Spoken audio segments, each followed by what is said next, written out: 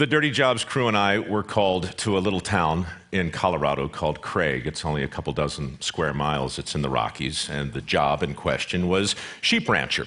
My role on the show, for those of you who haven't seen it, it's pretty simple. I'm an apprentice, and I work with the people who actually do the jobs in question, and my responsibilities are to simply try and keep up and give an honest account of what it's like to be these people for one day in their life. Job in question, herding sheep. Great. We go to Craig, and we check into a hotel, and I realize the next day that castration is going to be an absolute part of this work. So normally I never do any research at all, but this is a touchy subject, and I work for the Discovery Channel, and we want to portray accurately whatever it is we do, and we certainly want to do it with a lot of respect for the animals. So I call the Humane Society and I say, look, I'm going to be castrating some lambs. Can you tell me the deal?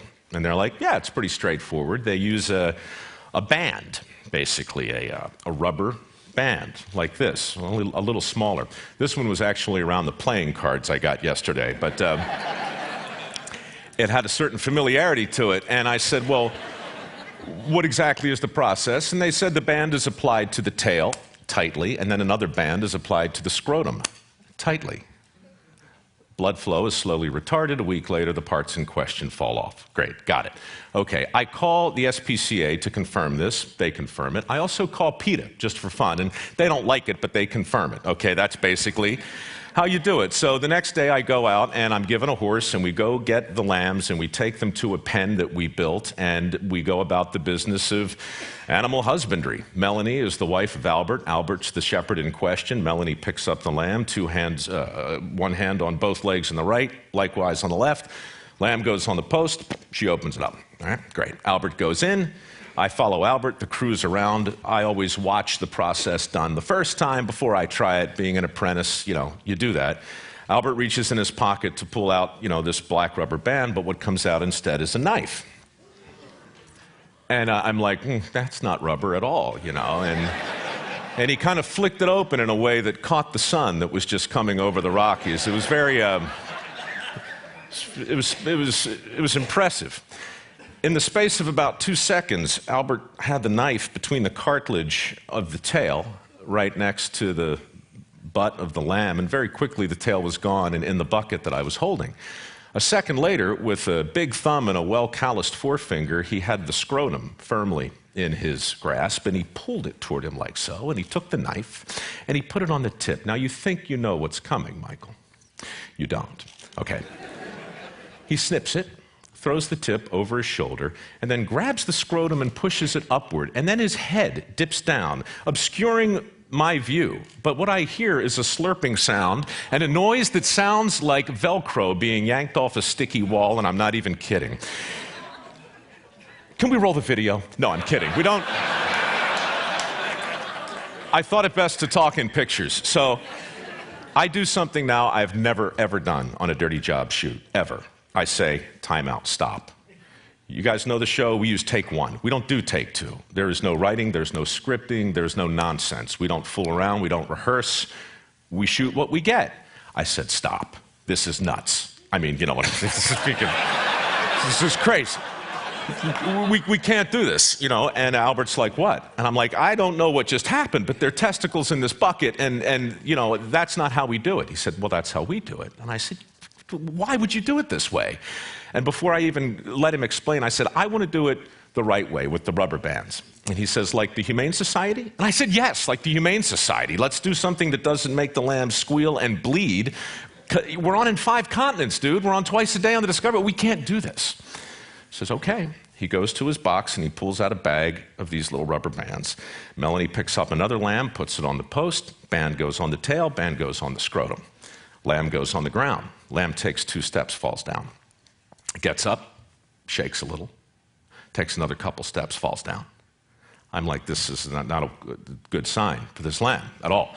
Gets up, walks to the corner. It's quivering, and it lies down, and it's in obvious distress. And I'm looking at the lamb, and I say, Albert, how long? Just, when's he get up? He's like, a day. I said, day? How long does it take him to fall off? A week.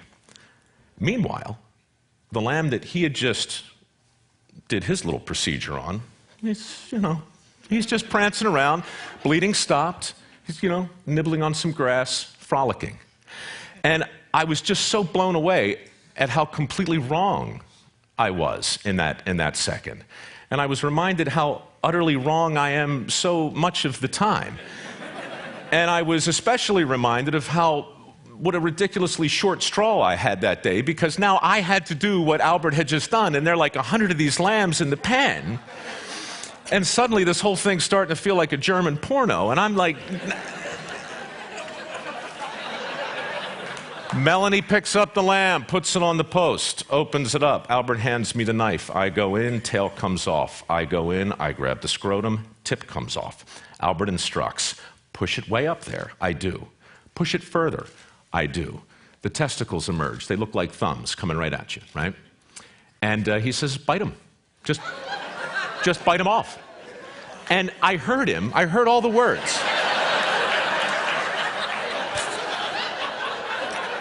Like, how did I get here? How did I get here?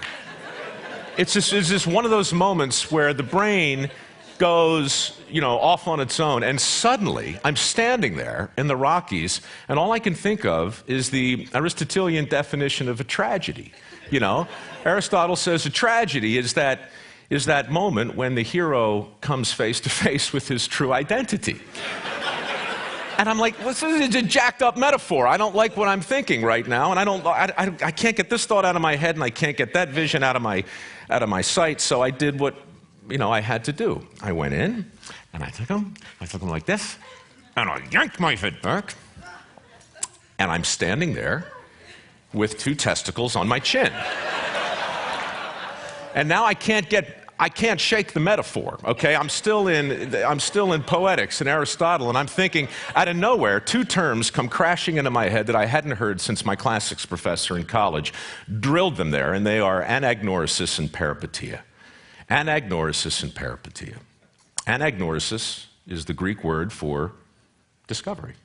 Literally, the translation, the transition from ignorance to knowledge is anagnorisis. It's what our network does. It's what Dirty Jobs is, and I'm up to my neck in anagnorisies every single day. Great. The other word, peripeteia, that's the moment in the great tragedies, Euripides and Sophocles. That's the moment where Oedipus has his moment where he suddenly realizes that hot chick he's been sleeping with and having babies with is his mother, okay? That's peripety, or peripeteia. And this metaphor in my head, I got anagnoris and peripeteia on my chin. I got to tell you, it's such a great device, though. When you start to look for peripeteia, you find it everywhere. Bruce Willis in The Sixth Sense, right? Spends the whole movie trying to help the little kid who sees dead people, and then boom, oh, I'm dead, peripeteia. It's crushing when the audience sees it the right way. Neo in The Matrix, oh, I'm living in a computer program. That's weird. These discoveries that lead to sudden realizations, and I've been having them, over 200 dirty jobs. I have them all the time, but that one drilled something home in a way that I just wasn't prepared for. And as I stood there, looking at the happy lamb that, I had just defiled, but it looked okay. Looking at that poor other little thing that I'd done it the right way on.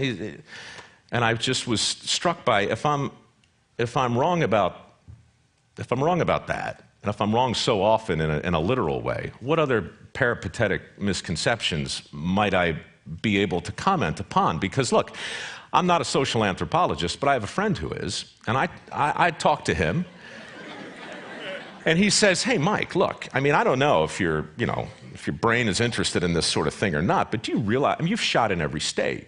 You've worked in mining, you've worked in fishing, you've worked in steel, you've worked in every major industry. You've had your back shoulder to shoulder with these guys that our politicians are desperate to relate to every 4 years, right? I can still see Hillary doing the shots of rye, dribbling down her chin with the steel workers. These are the people that I work with every single day. And if you have something to say about their thoughts collectively, it might be time to think about it because, dude, 4 years. So That's in my head, testicles are on my chin, thoughts are bouncing around, and after that shoot, Dirty Jobs really didn't change in terms of what the show is, but it changed for me personally. And now when I talk about the show, I no longer just tell the story you heard and 190 like it. I do, but I also start to talk about some of the other things I got wrong, some of the other notions of work that I have just been assuming are sacrosanct, and they're not. People with dirty jobs are happier than you think. As a group, they're the happiest people I know. And I don't want to start whistling, look for the union label and all that happy worker crap. I'm just telling you that these are balanced people who do unthinkable work. Roadkill picker-uppers whistle while they work. I swear to God, I did it with them. They've got this amazing sort of symmetry to their life. And I see it over and over and over again. So I started to wonder what would happen if we challenge some of these sacred cows. Follow your passion. We've been talking about it here, for the last 36 hours. Follow your passion. What could possibly be wrong with that? It's probably the worst advice I ever got. Follow your dreams and go broke, right? I mean, that's all I heard growing up. I didn't know what to do with my life, but I was told if you follow your passion, it's going to work out. I can give you 30 examples right now. Bob Combs, the pig farmer in Las Vegas, who collects the uneaten scraps of food from the casinos and feeds them to his swine. Why? Because there's so much protein in the stuff we don't eat. His pigs grow at twice the normal speed, and he is one rich pig farmer, and he is good for the environment, and he spends his days doing this incredible service, and he smells like hell, but God bless him. He's making a great living. You ask him, did you follow your passion here? He'd laugh at you. The guy's he just got offered like $60 million for his farm and turned it down outside of Vegas. He didn't follow his passion. He stepped back and he watched where everybody was going, and he went the other way, And I hear that story over and over. Matt Freund, a dairy farmer in New Canaan, Connecticut, who woke up one day and realized the crap from his cows was worth more than their milk if he could use it to make these biodegradable flower pots. Now he's selling them to Walmart, right? He didn't follow his passion. The guy's, come on, So I started to look at passion. I started to look at efficiency versus effectiveness, as Tim talked about earlier. That's a huge distinction. I started to look at teamwork and determination, and basically all those platitudes they call successories that hang with that schmaltzy art in boardrooms around the world right now. That stuff, it's suddenly all been turned on its head. Safety. Safety first is, going back to, OSHA and PETA and the Humane Society, what if OSHA got it wrong? This is heresy, what I'm about to say, but what if it's really safety third, right? No, really, what I mean to say is, I value my safety on these crazy jobs as much as the people that I'm working with, but the ones who really get it done, they're not out there talking about safety first. They know that other things come first. The business of doing the work comes first, the business of getting it done.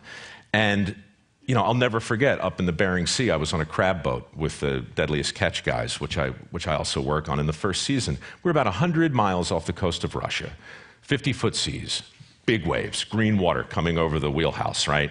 Most hazardous environment I'd ever seen, and I was back with a guy lashing the pots down. So I'm 40 feet off the deck, which is like looking down at the top of your shoe, and it's doing this in the ocean. Unspeakably dangerous. I scamper down, I go into the wheelhouse, and I say with some level of, incredulity, Captain, OSHA? And he says, OSHA? Ocean. And he points out there, but in that moment, what he said next can't be repeated in the lower 48. It can't be repeated on any factory floor or any construction site. But he looked at me and he said, son, and he's my age, by the way, he calls me son. I love that. He says, son, I'm the captain of a crab boat. My responsibility is not to get you home alive. My responsibility is to get you home rich. You want to get home alive? That's on you. And for the rest of that day, safety first. I was like... So, the idea that we create this sense of complacency when all we do is talk about somebody else's responsibility as though it's our own and vice versa. Anyhow, a whole lot of things. I could talk at length about the many little distinctions we made, and the endless list of ways that I got it wrong. But what it all comes down to is this. I have formed a theory, and I'm going to share it now in my remaining 2 minutes and 30 seconds. It goes like this. We've declared war on work as a society, all of us. It's a civil war. It's a Cold War, really. We didn't set out to do it, and we didn't twist our mustache in some Machiavellian way, but we've done it. And we have waged this war on at least 4 fronts, certainly in Hollywood. The way we portray working people on TV, it's laughable.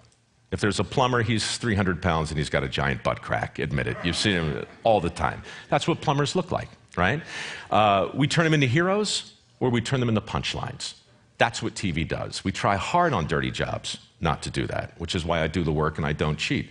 But we've waged this war on Madison Avenue. I mean, so many of the commercials that come out there in the way of a message, what's really being said? Your life would be better if you could work a little less, if you didn't have to work so hard, if you could get home a little earlier, if you could retire a little faster, if you could punch out a little sooner. It's all in there, over and over again and again. Washington, I can't even begin to talk about the deals and policies in place that affect the bottom line reality of the available jobs, because I don't really know. I just know that that's a front in this war. And right here, guys, Silicon Valley. I mean, how many people have an iPhone on them right now? How many people have their Blackberries on? We're plugged in, we're connected. I would never suggest for a second that something bad has come out of the tech revolution. Good grief, not to this crowd. But I would suggest that innovation without imitation is a complete waste of time. And nobody celebrates imitation the way dirty jobs guys know it has to be done. Your iPhone without those people making the same interface, the same circuitry, the same board over and over, all that, that's what makes it equally as possible as the genius that goes inside of it.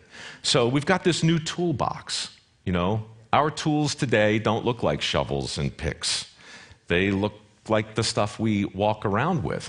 And so the collective effect of all of that has been this marginalization of lots and lots of jobs. And I realized, probably too late in this game, I hope not, because I don't know if I can do 200 more of these things, but we're going to do as many as we can. And to me, the most important thing to know and to really come face to face with is the fact that I got it wrong about a lot of things, not just the testicles on my chin. I got a lot wrong. So we're thinking, by we I mean me, that the thing to do is to talk about a PR campaign for work. Manual labor, skilled labor. Somebody needs to be out there talking about the forgotten benefits. I'm talking about grandfather stuff, the stuff a lot of us probably grew up with, but we've kind of lost a little. Barack wants to create 2.5 million jobs. The infrastructure is a huge deal. This war on work that I suppose exists has casualties like any other war. The infrastructure is the first one. Declining trade school enrollments are the second one. Every single year, fewer electricians, fewer carpenters, fewer plumbers, fewer welders, fewer pipe fitters, fewer steam fitters. The infrastructure jobs that everybody is talking about creating are those guys, the ones that have been in decline over and over. Meanwhile, we got $2 trillion at a minimum, according to the American Society of Civil Engineers, that we need to expend to even make a dent in the infrastructure, which is currently rated at a D-. So if I were running for anything, and I'm not, I would simply say that the jobs we hope to make and the jobs we hope to create aren't going to stick unless they're jobs that people want. And I know the point of this conference is to celebrate the things that are near and dear to us. But I also know that clean and dirty aren't opposites. They're two sides of the same coin. Just like innovation and imitation, like risk and responsibility, like peripeteia and anagnorisis, like that poor little lamb who I hope isn't quivering anymore, and like my time that's gone. It's been great talking to you. And get back to work, would you?